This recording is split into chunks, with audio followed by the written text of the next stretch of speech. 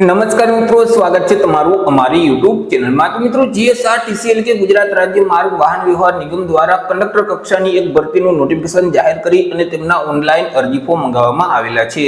તો આ નોટિફિકેશન વિશે આપણે હકીકત માહિતી મેળવીએ તે પહેલા વિડિયો ગમે તો લાઈક અને શેર કરી દેજો। ચેનલમાં નવા હોય તો ચેનલને સબસ્ક્રાઇબ કરી દેજો। તો ચાલો મિત્રો, વિડિયોની શરૂઆત કરીએ।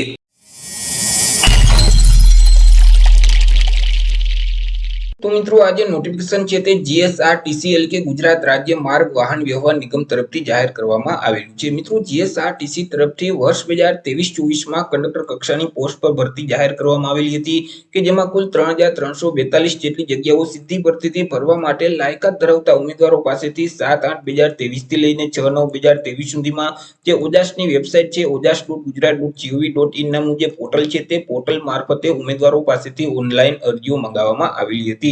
પરંતુ હવે મિત્રો 3342 ને બદલે કુલ 2320 જેટલી જગ્યા પર જ આ સીધી ભરતી કરવામાં આવશે। જેથી કરી મિત્રો જે કેટેગરી મુજબ જગ્યા છે તેમાં પણ ફેરફાર કરવામાં આવેલો છે। હવે મિત્રો જે 2320 જેટલી જગ્યા પર ભરતી જાહેર કરવામાં આવેલી છે તેમાં મિત્રો જે બિન અનામત વર્ગના ઉમેદવારો છે, જનરલ કેટેગરીના જે ઉમેદવારો છે તેના માટે સામાન્ય સીટ છે તે 639 છે, જ્યારે મહિલા માટે 314 જગ્યા રહેશે। ઈડબ્લ્યુએસ એટલે કે આર્થિક રીતે નબળા વર્ગના જે ઉમેદવારો છે તેમના માટે સામાન્ય સીટ છે તે 155 રહેશે, જ્યારે મહિલાઓ માટે 67 જેટલી જગ્યા રહેશે। એસસીબીસી એટલે કે સામાજિક અને શૈક્ષણિક રીતે પછાત વર્ગના જે ઉમેદવારો છે તેમાં મિત્રો સામાન્ય સીટ છે તે 420 રહેશે, જ્યારે મહિલા માટે 206 જગ્યા રહેશે। અનુસૂચિત જાતિ એટલે કે એસસી કેટેગરીના જે ઉમેદવારો છે તેમાં સામાન્ય સીટ છે તે 109, જ્યારે મહિલા માટે 53 જગ્યા રહેશે। એસટી એટલે કે અનુસૂચિત જનજાતિના જે ઉમેદવારો છે તેમાં સામાન્ય જગ્યા છે તે 234 રહેશે, જ્યારે મહિલા માટે 114 જગ્યા રહેશે।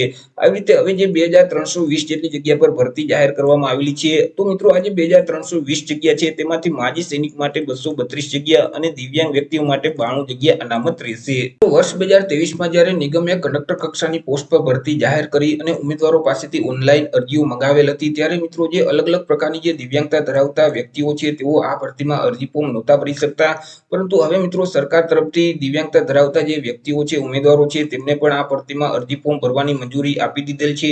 જેથી કરી મિત્રો અહીં જીએસઆરટીસી તરફથી જે દિવ્યાંગતા ધરાવતા ઉમેદવારો છે તેમના માટે ફરીથી રીઓપન પોર્ટલ કરવામાં આવેલું છે। હવે જે દિવ્યાંગતા ધરાવતા ઉમેદવારો છે તે ઓનલાઈન અરજી ફોર્મ ભરી શકશે। તેઓ જે ઓજાસનું પોર્ટલ છે ojas.gujarat.gov.in નામની જે વેબસાઇટ છે તે વેબસાઇટ ઉપર જઈ 3/7/2024 થી લઈને 17/7/2024 સુધીમાં તેઓ ઓનલાઈન અરજી ફોર્મ ભરી શકશે। તો આવી રીતે મિત્રો જે વર્ષ 2023 માં જીએસઆરટીસી તરફથી કંડક્ટર કક્ષાની ભરતી જાહેર કરવામાં આવેલી હતી આ એ જ ભરતી છે, પરંતુ હાલ અત્યારે જે અરજી ફોર્મ શરૂ કરવામાં આવેલા છે તે માત્ર દિવ્યાંગ વ્યક્તિ માટે જ અરજી ફોર્મ શરૂ કરવામાં આવેલા છે। દિવ્યાંગ ઉમેદવાર જ આ ભરતીમાં અત્યારે અરજી ફોર્મ ભરી શકશે।